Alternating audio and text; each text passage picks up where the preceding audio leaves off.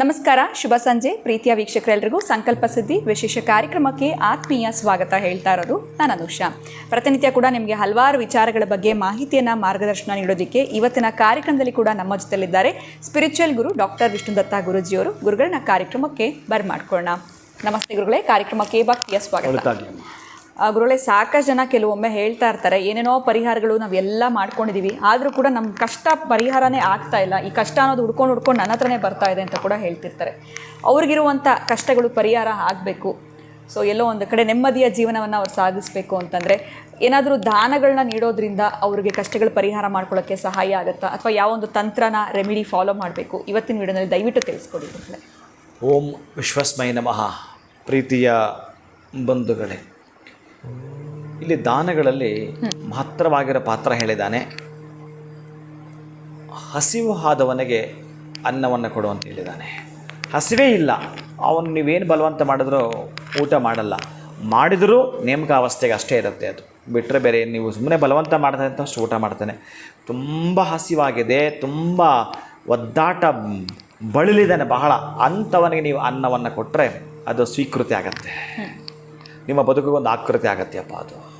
ಅದಕ್ಕಾಗಿ ಈ ಹಸಿವಿಲ್ಲದೆ ಇರ್ತಕ್ಕಂಥವನಿಗೆ ನೀವು ಅನ್ನ ಬಡಿಸೋದು, ಈ ಸಮುದ್ರದಲ್ಲಿ ಬೀಳ್ತಕ್ಕಂತಹ ಮಳೆ ಎರಡು ವೇಸ್ಟ್ ಅಂತ ಕರೀತಾರೆ. ಆದರೆ ಅದು ಆ ಕಡೆ ಇಟ್ಟು ನಾವು ಮಾತನಾಡಲಿಕ್ಕೆ ಹೊರಟ್ರೆ ಶೀಘ್ರವಾಗಿ ಕಷ್ಟ ಕಷ್ಟ ಕಷ್ಟ, ಎಲ್ಲ ಕಷ್ಟಗಳು ಎಲ್ರಿಗೂ ಇರೋ ಕಷ್ಟಗಳು ನಮಗೇ ಬಂದಿದೆ ಅನ್ನೋಷ್ಟು ದುಃಖ. 1-2 ಸಹಿಸ್ಕೋಬೋದಪ್ಪ, 10 ಸಹಿಸ್ಬೋದಪ್ಪ, 100 ಬಂದರೆ ಹೆಂಗೆ ಸಹಿಸ್ಕೊಳ್ಳಿ, 100 ಥರ ಹೆಂಗೆ ಸಹಿಸ್ಕೊಳ್ಳಿ ನಾನು ಅನ್ನೋದೇ. ಆದರೆ ನಿಮಗೆ ತಲೆಗೆ ಏನೇನೇನೋ ಬರ್ತಾಯಿದೆ, ಏನೂ ಮಾಡಲಿಕ್ಕೂ ನಮ್ಗೆ ಶಕ್ತಿ ಇಲ್ಲ, ಎಲ್ಲ ಕಳ್ಕೊಂಡ್ಬಿಟ್ಟಿದ್ದೀವಿ, ಪಡ್ಕೊಳ್ಬೇಕಿನ್ನು, ಕಳ್ಕೊಂಡಿದ್ದಾಗಿದೆ, ಇನ್ನು ಪಡ್ಕೊಳ್ಳೋದು ಅಷ್ಟೇ ಅನ್ನೋದೇ. ಆದರೆ ನೀವು ಚೆನ್ನಾಗಿ ನೆನಪಿಟ್ಕೊಳ್ಳಿ, 8 ಶನಿವಾರಗಳ ಕಾಲ ಉಪ್ಪನ್ನು ದಾನ ಮಾಡಬೇಕು. ಉಪ್ಪು ದಾನ ಮಾಡೋದು ಮಾಡಿದ ದಿನವೇ ಅರಿಶಿನವನ್ನು ಮನೆಗೆ ತರೋವಂಥದ್ದು. ಯಾವಾಗ ಈ ಋಣಗಳಿಗೆ ಸಂಬಂಧಪಡ್ತಕ್ಕಂಥ ಉಪ್ಪಿದೆಯೋ ಅದು ದಾನ ಮಾಡಿ ಅರಿಶಿನವನ್ನು ಮನೆಗೆ ತನ್ನಿ.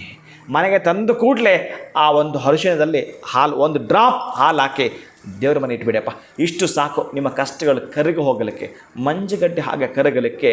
ಈ ಪ್ರಯೋಗ ಅಷ್ಟೇ ನೀವು ಮಾಡ್ಕೊಳ್ತಕ್ಕಂಥದ್ದನ್ನು ಮಾಡ್ತಾ ಬನ್ನಿ. ಆಮೇಲೆ ಕಷ್ಟ ಅಂದ್ರಲ್ಲಿ ಯಾವುದೋ ತೋರಿಸಿ ನೋಡೋಣ, ಅದನ್ನು ಅಕ್ಷರವೃಕ್ಷ ಮನೆ ಇರುತ್ತಲ್ಲ ನೋಡಿಸಿ ನೋಡೋಣ.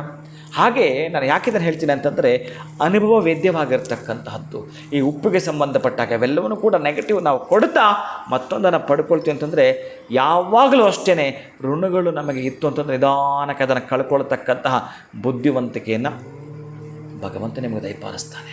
ಹಾಗೆಯೇ ಚತುರಮತಿಯನ್ನು ನಿಮಗೆ ಕೊಡುತ್ತಾನೆ.